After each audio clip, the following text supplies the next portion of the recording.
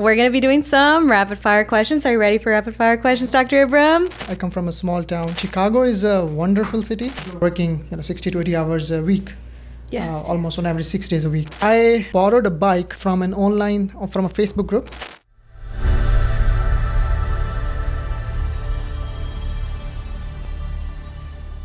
Hello, and welcome to today's Physicians Fame podcast episode. I am your host, Dr. Erica, your IMG mentor, and today we have a very distinguished guest with us. We have Dr. Muhammad Ibrahim. How are you doing today? I'm doing great. Thank you so much for inviting. It's a great honor to be here with you. And thank you so much for your time. Thank you for joining us. And it's a pleasure. It's just been amazing. I think it's really fun being able to catch up once again because We've done past webinars, and now we're doing an in-person webinar, talking here together. I think that's pretty fun. Thank you for joining us once again. And, I think today we'll focus a little more on you, on yourself, a little bit on your background, and just anything pertaining to Dr. Muhammad. So I am originally from Pakistan. I went to a military school there when I was young. I come from a small town. So from small towns, you send a lot of parents, they would send their children to these military schools to get better quality of education, which is otherwise not available in these small towns in the third world countries. Mm. And from there, I was fortunate to receive admission at Aga Khan University, which is the country's top medical university. Mm. And after the medical school, I was working as a teaching associate for 2 years. So I was, this was during the time of COVID, and I was working with the medical students, online exams, everything.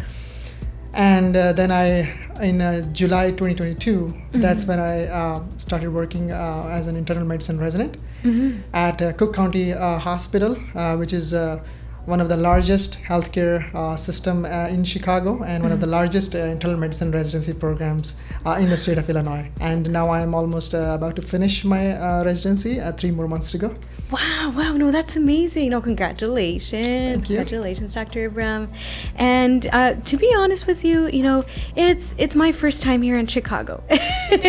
I'm very pleased to be here in Chicago, interviewing a lot of wonderful individuals, but you've been here for about 3 years, right? Absolutely. Chicago is a wonderful city. I would say it's the best city. I would say it's better than New York.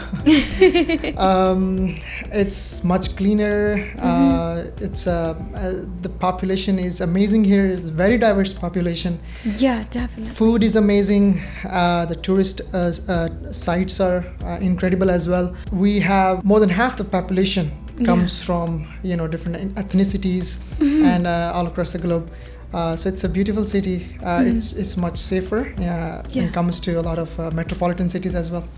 Wow. And so I feel like there's a lot to do here, right? A lot of stuff. As I mentioned, the food is great.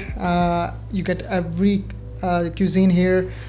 A lot of physical activity. The museums are amazing. Chicago's museums are the best in the world. Wow. And so anybody coming to Chicago, I would strongly recommend they visit the museums. And then the lake trail. I would recommend you get a bike and go all the way, from downtown to the north. It's a beautiful trail, especially the weather is amazing these days. Oh, yeah. Well. It's been really nice recently. And how long is that trail, if you don't mind me? Do you know? I think it goes on and on for miles and miles. I would say at least 20, 30 miles, but even beyond that, because it's the lake front. The lake is huge. The Lake Michigan is incredible. No, it's beautiful. Yeah. So there's no, you can go all the way to the next state. I'm definitely gonna need a bike, like you said. Wisconsin, yeah. Oh, it's amazing. And what other landmarks do you think I should check out, or somebody who's visiting for the first time too? Yeah. So the Willis Tower. They have the sky deck. Oh yeah. So you can. It's a tilted glass window, so it feels a little, But you can see the whole Chicago. You went there and everything too? Oh, that was amazing. Ah, it didn't scare you? Yeah, no, it did. And then the Navy Pier. Yeah. It's amazing. Navy Pier has a lot of fun activities to do. The Museum of Science and Technology. The Shedd Aquarium is amazing. I think it's probably the best in the country. Then you can explore food. The Chicago is known for its deep dish pizza, and then a lot of Indian food, Hispanic food. We have a large, very burgeoning Hispanic community here. Yeah. Very, almost I think 1/3 of Chicago is the Hispanic community. So they're incredible. Cultural diversity in the city, and the food and everything you get with that. Wow, there's a lot of diversity for sure. I love that. And is this a place that you plan on staying in after your residency? So it is one of the options that I thought at that time. Yeah. I'm actually moving to North Dakota. Oh, really? To work for a couple of years as a hospitalist. As an internal medicine physician who primarily works inpatient only within the hospital setting. So I will be working there for a couple of years, hopefully. But Chicago is incredible, indeed as well. Definitely. Anybody, after my trip, anybody I see, I'm going to invite to Chicago. Like, you guys have to go visit this place. 100%. Yeah, no. And is there a particular reason, if you don't mind me asking, for choosing North Dakota after residency? So both of those places are really different. Absolutely. Chicago is a large metropolitan city.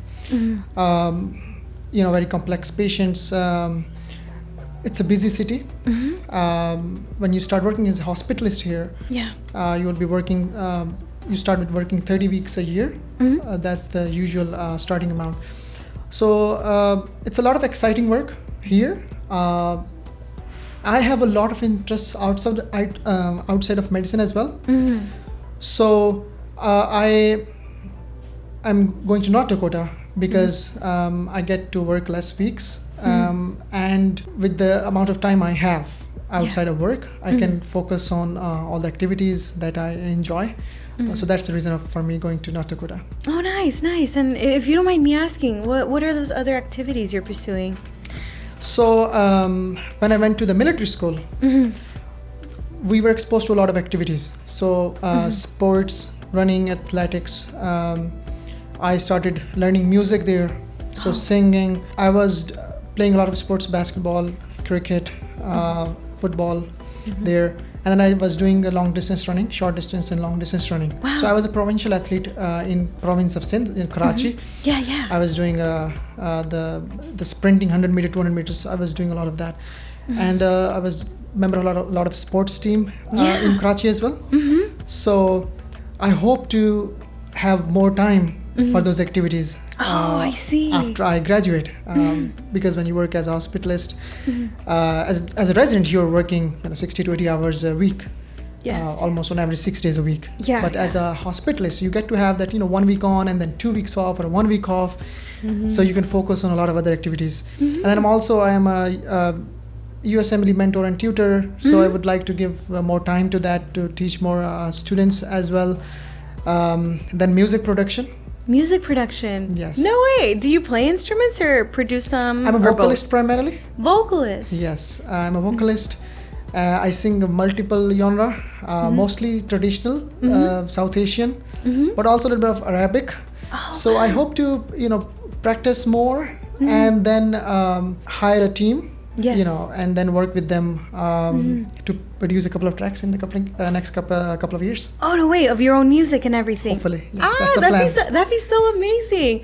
Would you be open to share some of that musical talent right now? Sure. Towards the end of the podcast, I would I can sing a little bit. All right. No, definitely. Because I think that's amazing. It's really great when you're able to dedicate your time both to medicine and also to art. In this case, music.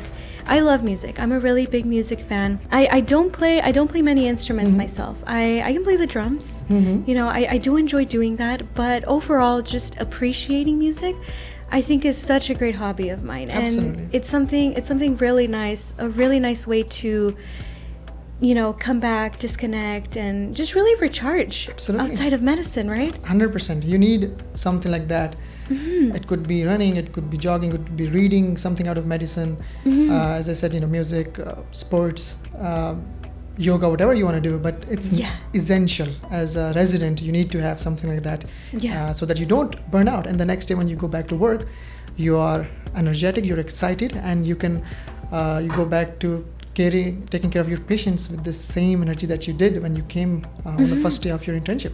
Yeah, no, definitely. Wow. And with regards to your athleticism, I know that you do long distance, short distance. You do so many different things related to athletics. Do you also, do you run races, marathons, and all of that? Yes. So I was doing that in Pakistan frequently. I haven't done in a couple of years, but I was doing half marathon. I finished like third or fourth in the province back then during my medical school. And then I did the short distance in a 200 meter. I was the silver, finished second in the whole province. So I was hoping back then to go into national Olympics like team. The Olympics, Yeah. And then medicine, and I got busy with residency. So that's my goal, in future, after I finish my residency, to go back to those activities and see, where it takes me. Yeah, definitely. Would the Olympics still be a goal for you? I'll see. Yeah. You should always aim for the best, and and see where you land. No, yeah, but nonetheless, I think running is very relaxing too. Absolutely. Yeah, I used to do weightlifting, powerlifting. I took a break from that, and then just now I started up my running. Started up because my first race was a half marathon. I don't recommend that to people, but it's just running is very relaxing. Absolutely. Back in Pakistan, I was in Karachi. I did a half marathon, and interestingly, I did not know about the event because we don't have a lot of those activities. Maybe 2 or 3 days before the half marathon. Really? So I went there without any training. Stop. Yeah. Really? Before doing that half marathon, the maximum I had done was maybe 5 kilometers. Yeah. So half marathon is close to like 21 21, kilometers. yeah. So I just show up. And I took 2 or 3 colleagues as well. They also just just come here. Yeah. You're doing this with me. And it was hard in the beginning when I started the first 2 or 3 kilometers, and I was like, how is this going to be possible? 21 kilometers to go. And but once you go past like 4, 5, 6, 8 kilometers, now you get you just keep doing it, you keep doing it, and you finish it. The problem that happened to me when I was around maybe 18 kilometer mark, I thought this is my last stretch, so I did my sprint. You sprinted. And I was still there were 3 kilometers left. No. And so I had to do those 3 kilometers were terrible because I had exhausted myself completely. You were all out of juice. Yes. I was like, that's it. And 3 more kilometers to go. How did you finish then? How did you manage? Just again, you keep going, and that day the worst cramps of my life that I had. Yeah, that was interesting. And something similar happened to as I was in West Virginia. I was doing my medical electives in Department of Pediatrics at West Virginia University, and it was December, and the university, everybody was gone to their hometowns. The town was empty. There were no students there, and I was there, and I was like, let's do something. So I borrowed a bike from a Facebook group. There was a Facebook group helping each other, helping your neighbors, basically, something like that. I was like, I'm in town. Like those Buy Nothing, yeah. There was this nice family. They just lent out me their bike, and I went to this trail, like a rail. This was next to a rail track, an old trail. This was like 26 miles. Yeah. And at that time, again, this was a very spontaneous plan. And the thing was, I started that late in the afternoon. Yeah. And my phone, the battery died out. So I finished 26 miles, and it was maybe 7 p.m. It was night, winter. Yeah. And I had to come back I was planning to come back through maybe like public transport or get an Uber, but the phone had died. I couldn't do. So I had to go back those 26 miles. On your bike? Yes. And it was through like a rail track. It was through a jungle. That was one of the toughest things. You don't have a phone. You don't have a light. and you're just going back through that. So that was insane. Oh my gosh! So you were like in an episode of Survivor for a moment there. Absolutely. I was like, I'm not gonna survive this winter, cold, no phone, no water, nothing's just going on. For a moment, we almost didn't have a Dr. Ibrahim here. Absolutely, that was the case. No, I'm so happy you made it back. Wow. And so, what did the family ask for their bike back, or did they just give it? Or what was? Yeah, on my way back, I returned to them. Yeah. But they were very nice. They didn't ask for it. I just, Good. You just said thank you. They did not even keep my number, my ID card or anything. Oh, good. So they didn't even know where I live. So I just went there, like, take this bike and return. So this is the beauty of small towns. Yeah. In the US, people are very friendly, very nice. And if you're doing residency, I'm going to a small town for my future career as a hospitalist. Yeah. And people are incredibly sweet and nice, and there's an element of trust, an element of safety I experienced in the past. Wow. And so essentially your choice in choosing that for post-residency, that place, you attribute it to where you grew up back in Pakistan, right? Absolutely. So in Pakistan, I come from a small town in Punjab, very small rural town next to the Indus River. Indus River is, it's known for. So Indus River is very close to my home. Yeah. Back then in 2010, there was a lot of flooding as well at that time. So I grew up there. I studied in the national language, which is Urdu.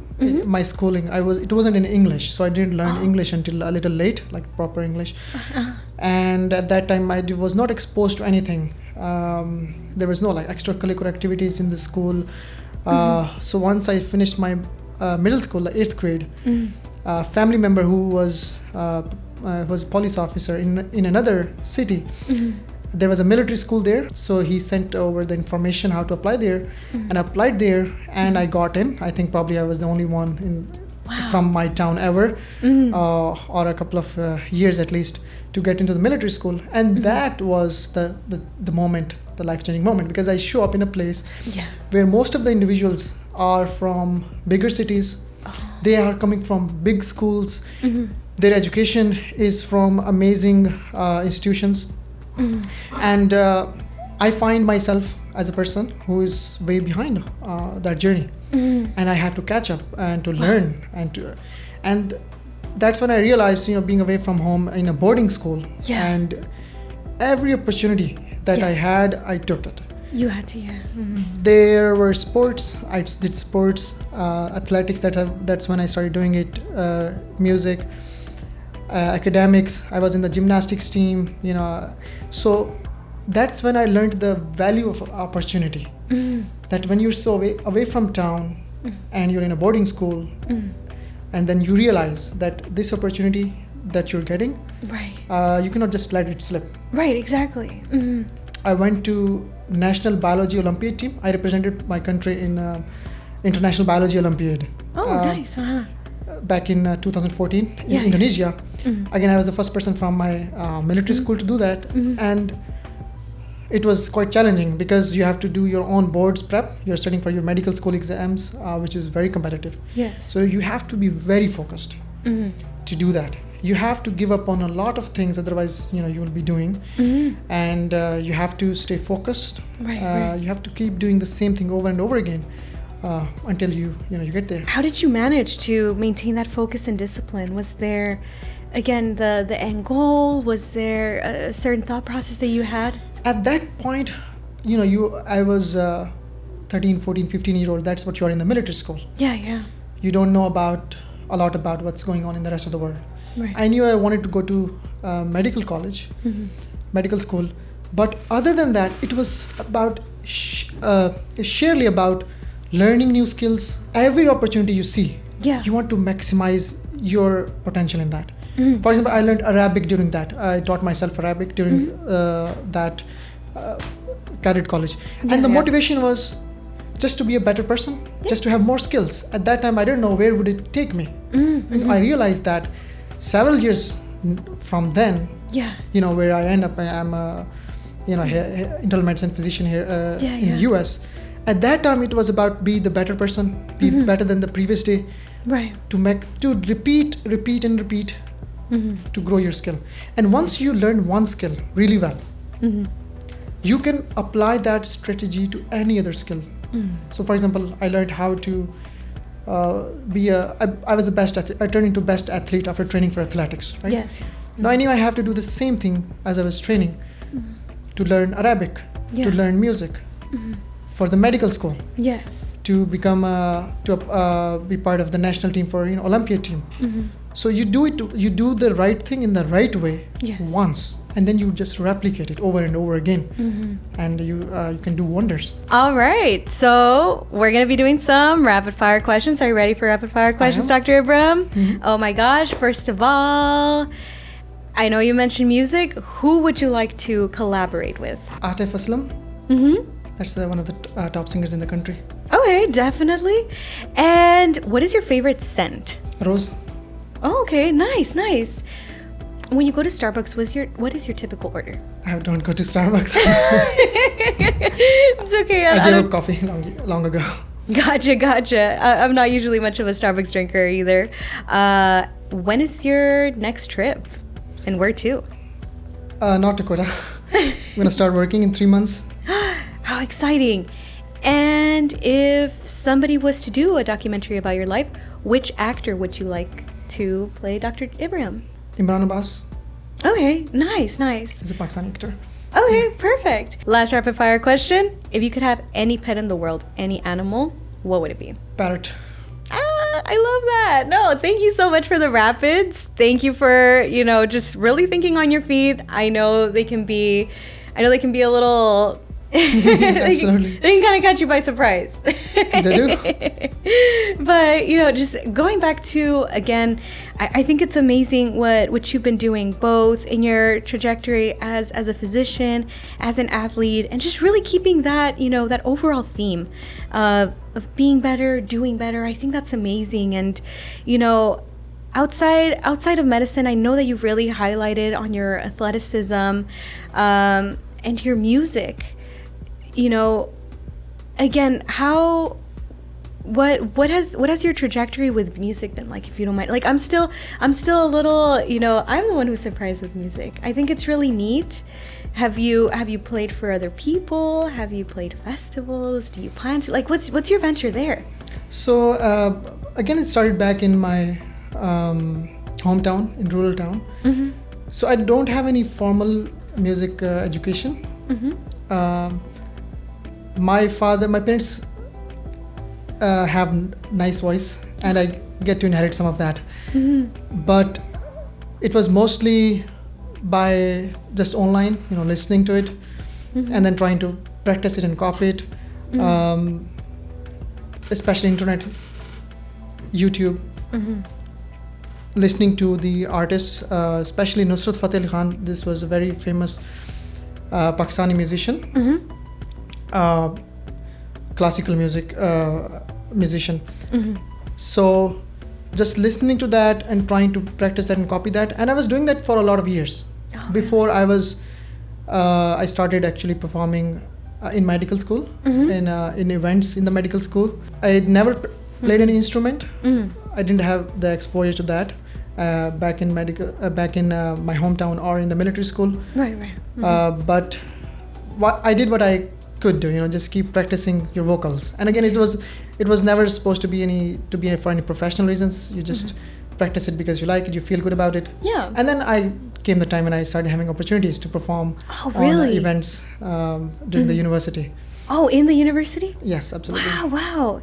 And how was that like? Was it for a lot of people? It was incredible. Was it scary? It was initially getting to the stage, because I didn't have any exposure to that before. Just singing into a mic was something new.